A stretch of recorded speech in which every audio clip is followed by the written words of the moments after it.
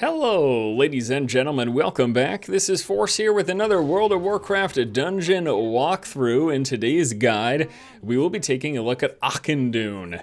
I used to call it Auchindoun in BC, but apparently that's totally wrong. Anyways, yeah, I'm going to be showing you a walkthrough guide here of this dungeon. I've done it somewhere of like 20 plus times. I basically leveled just by grinding the dungeons, so I thought it'd be good to provide you guys with a little bit of a guide, let you know of any tips and stuff like that. I do want to let you know there's a bit more editing in this guide than the last one I did, simply because there's a lot of RP and a lot of trash. So here we are at the very first boss room and the first mobs that you encounter, and the most important one for you to take care of here in this pack is this Soul Binder. She casts Bend Will, which you just saw me interrupt there, and if it completes, she's going to mind control one of your group members, so make that a priority target, burn her down as fast as possible, and then use any spell interrupts to prevent Bend Will from happening, because it just makes it more of a hassle than it needs to be. We also have a bit of this AoE cleave stuff going on. Just tank that away from the group and you should be all set. There's also two more packs. This one has a group of people that cast Protective Shield, but it's pretty straightforward, so we're going to skip these two and get right onto the boss fight here. This is the Vigilant Cather. You're going to tank him in the center of the room, and he's pretty straightforward for the first half of the fight. You're basically just dealing damage to him, avoiding those cracks on the ground. That's the hollowed ground that he casts. He's going to target someone, and then you're going to see those cracks spread. So you just want to avoid those. Make sure you don't stand on them or you're going to take some damage. And then when you get him to about half health, he is going to begin casting Consecrated Light, which is this big area of effect attack. But before he does, he throws his shield on the ground. So you're going to notice the shield's on the ground right there, and then you want everyone to get behind that shield as soon as possible, because while he's channeling this, it does some pretty massive damage. You can see we have someone in our group who was not listening to instructions or reading the big text in the center of the screen, and they basically almost died as a result. So yeah, that's essentially it. Now, the longer you take to DPS, the more he's going to go through. You can hit that phase multiple times where he does his AoE.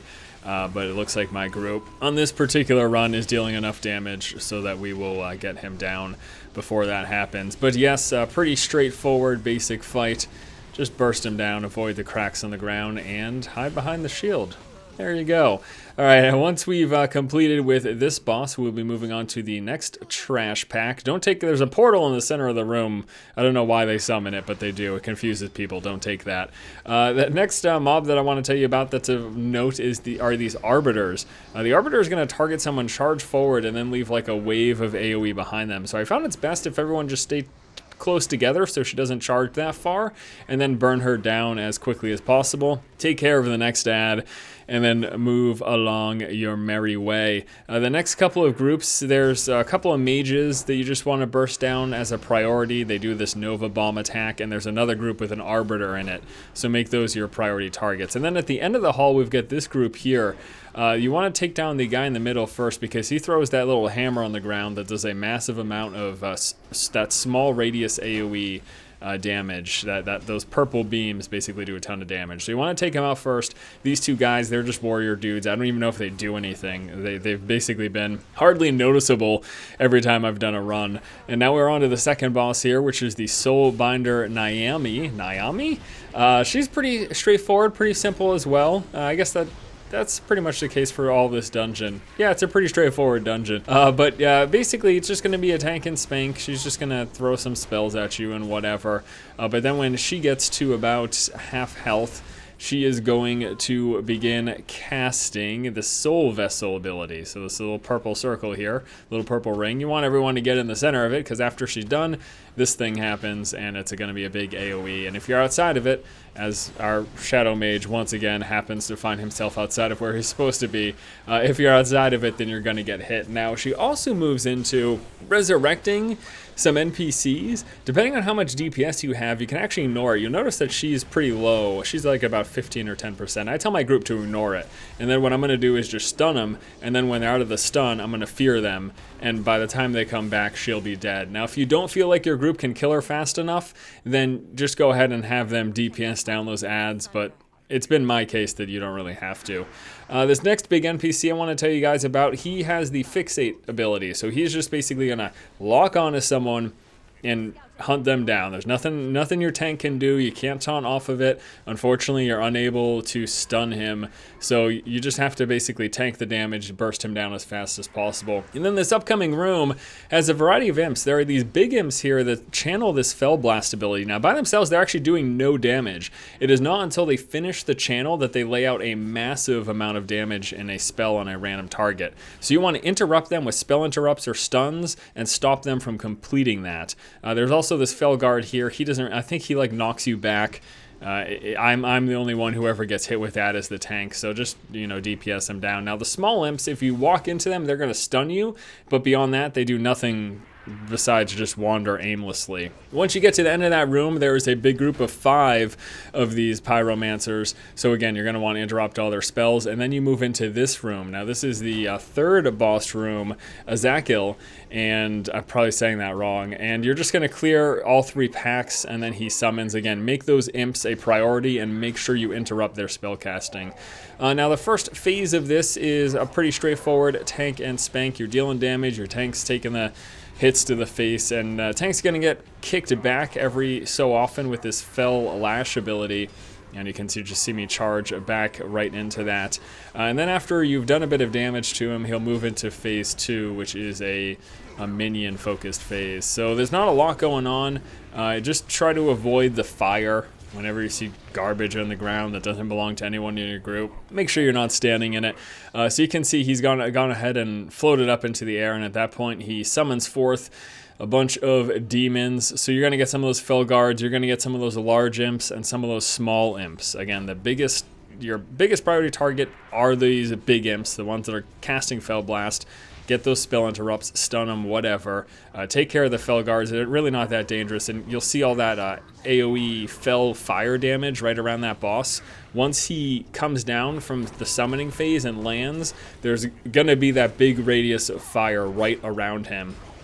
So make sure wherever he lands, you move out of that vicinity immediately, because you're going to deal with that fire. Now we do have another imp all the way in the back corner, and you can see one of my DPS going to get that.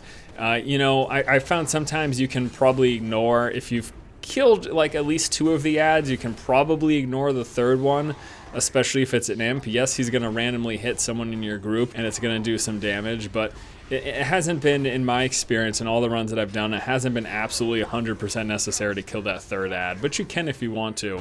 At the very least, interrupting it's not a bad idea. And there you go. That is the third boss. And now we're going to be moving on to the fourth boss. Right after you kill that last boss, you're going to go down the set of stairs and go through this little thing where your soul spirit travels or whatever's happening right now. And then we're moving on to 3 platforms. Now, in each of these platforms, you can actually ignore the ads. So you're going to prioritize the skull-marked targets that I'm showing here in this video and just burst them down. Now, the reason I say ignore the ads is because you're essentially just wasting time killing them. Unless like they're going to clear, unless you think they're going to clear your group, you're wasting time killing them, because as soon as you kill the main target, the ads are going to disappear. So notice she just summoned a Fellhound, and we've got the imp, but once we kill her, they're gone. So I tell my groups when I'm running this, I say don't bother with the ads. They're just going to despawn. This one can be a little bit trickier. I'm going to point out something that you're going to want to pay attention as the tank or the DPS. If you have any CC stuns or anything like that, you're going to want to use it against this big demon dude behind him. Basically what's going to happen is probably 2 times, 1 to 2 times when you're burning down the ogre here, he's going to do his whirlwind. Now I'm able to stun that there, and if you can stun that whirlwind, you want to do that. If you don't have someone who's capable or knows to stun that whirlwind, then sure, go ahead and take that out, just because the whirlwind's going to do so much damage. However, the other thing to keep in mind is if you're melee DPS, you can just run away, as the whirlwind is going to be going towards the tank, so long as he has aggro, which he's the tank, so he should. So this is the second one. We kill him. Again, notice that dude just disappears. And then we're going to move on to the third one. This guy has a Void Walker with him. Nothing fancy happening here. Just go into him and the Void Walker disappears, and then he's gonna just cast some random spells, just interrupt him. Like, don't cast that spell. Reflect a spell if you can do it. Just kind of do whatever.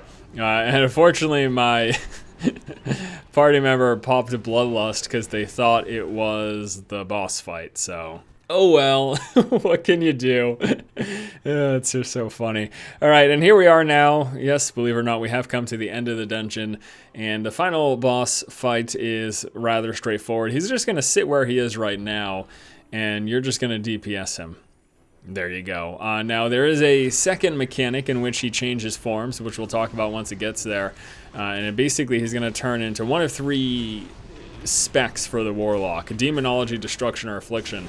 That's going to alter what spells he has. There's really only 2 of them that have anything of concern that I'm going to point out. The third one's pretty straightforward.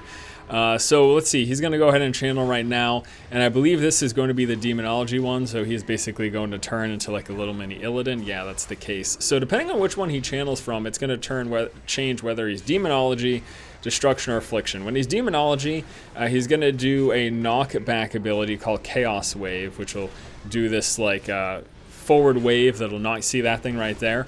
And then he can also leap. He'll like leap into the middle of your group. So if he's Demonology, you got to worry about that. If he's Destruction, he's going to be casting Rain of Fires all over the place, so you're just going to want your group to make sure that they're moving out of the Rain of Fires once those come down. I found the easiest one to get, though, is when he's Affliction, in which case he'll be casting like Agony, Seed of Malevolence, Unstable Affliction. I mean, there's no like big burst to worry about at all there, just a bunch of periodic damage, which makes sense because it's the Affliction spec, so yeah. And that's that. That is the dungeon. So thanks so much, guys, for watching this little walkthrough here of Auchindoun. I always said Auchindoun in BC. I cannot be the only one. I'm sure there's plenty of people just as stupid out there. All right, thanks so much for watching, guys. Stay tuned. We're going to be doing some more dungeon walkthroughs here for the Warlords of Draenor. I'm already level 100. This is actually older footage from while I was leveling, but I'll give you guys some coverage of that newer stuff, so stay tuned. Have a good one, guys. I'll see you later. Keep watching and keep owning.